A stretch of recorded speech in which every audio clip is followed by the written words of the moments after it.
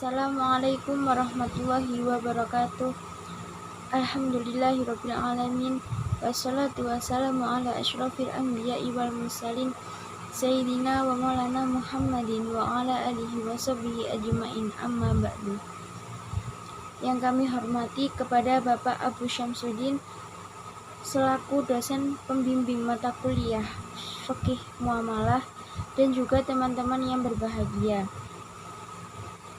Kami dari kelompok 7 akan mempresentasikan chord dan ruang lingkupnya. Nama saya Ika Rahmawati Agustin. Di sini saya akan menjelaskan tentang pengertian chord. Chord juga berarti pinjaman. Chord adalah bentuk masdar yang berarti memutus. Chord secara etimologi berarti pinjaman hutang atau muqarad, atau juga bisa disebut memberikan pinjaman hutang atau iqrad.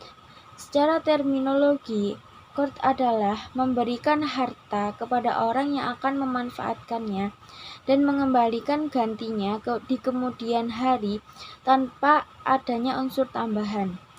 Menurut Hanafiyah, qard merupakan akad khusus pemberian harta mithli kepada orang lain dengan adanya kewajiban pengembalian berdasarkan persetujuan atau kesepakatan antara pinjaman dan pihak yang memberikan pinjaman yang mewajibkan peminjam melunasi hutangnya setelah jangka waktu tertentu.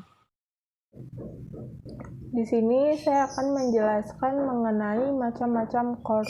Macam-macam chord ini dibedakan menjadi 3 macam. Yang pertama itu dilihat dari pihak pemberi hutang. Yang menurut ulama fikih, hutang dapat dibedakan menjadi 2, yaitu hutang kepada Allah dan hutang kepada sesama manusia. Hutang kepada Allah ini ialah hak-hak yang wajib dibayarkan oleh seseorang karena perintah Allah kepada orang-orang tertentu yang berhak menerimanya. Dan yang kedua, hutang kepada sesama manusia, yaitu ada yang dikaitkan dengan tungguhan atau jaminan tertentu, dan hak orang yang berpiutang itu diambilkan dari rungguhan tersebut jika orang yang berhutang tidak mampu membayarnya. Lalu dilihat dari segi kuat atau lemahnya pembuktian kebenarannya, itu dapat dibedakan menjadi 2, yaitu hutang piutang yang kebenarannya dapat dibuktikan dengan surat keterangan atau pernyataan tertulis, dan pengakuan yang jujur dari orang-orang yang berpiutang, baik ketika dia sedang dalam keadaan sehat maupun dalam keadaan sakit yang belum terlalu parah. Lalu ada hutang piutang yang hanya didasarkan atas pengakuan dari orang yang berpiutang ketika dia sedang sakit parah yang beberapa saat kemudian lalu meninggal. Yang ketiga, dilihat dari segi waktu pelunasannya dibedakan menjadi 2. Yang pertama, hutang piutang yang sudah tiba waktu pelunasannya dan hutang yang sudah jatuh tempo sehingga harus dibayar dengan segera. Yang kedua, hutang piutang yang belum jatuh tempo dan tidak mesti dibayar dengan segera.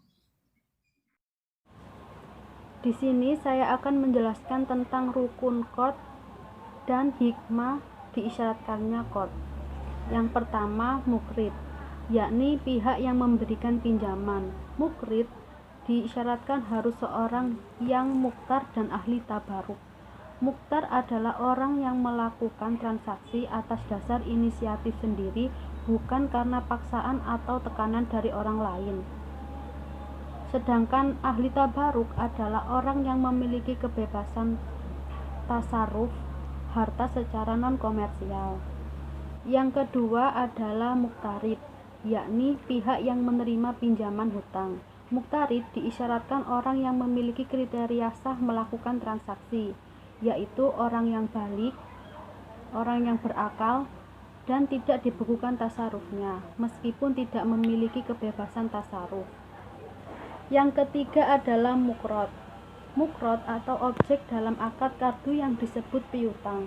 Muqrad diisyaratkan sesuatu yang sah dijual belikan dan bisa dispesifikan melalui kriteria sebagaimana syarat muslamfih dalam akad salam.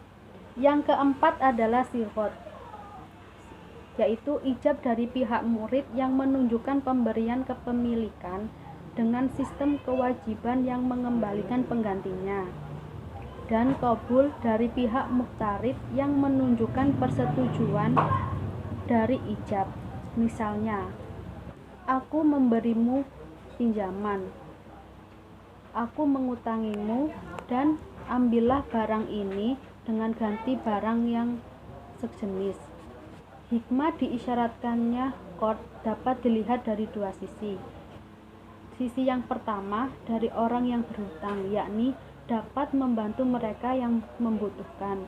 Dan sisi yang kedua adalah dari orang yang memberi hutang, yakni dapat menumbuhkan jiwa saling tolong-menolong, menghaluskan perasaan sehingga ia peka terhadap kesulitan yang dihadapi oleh orang lain.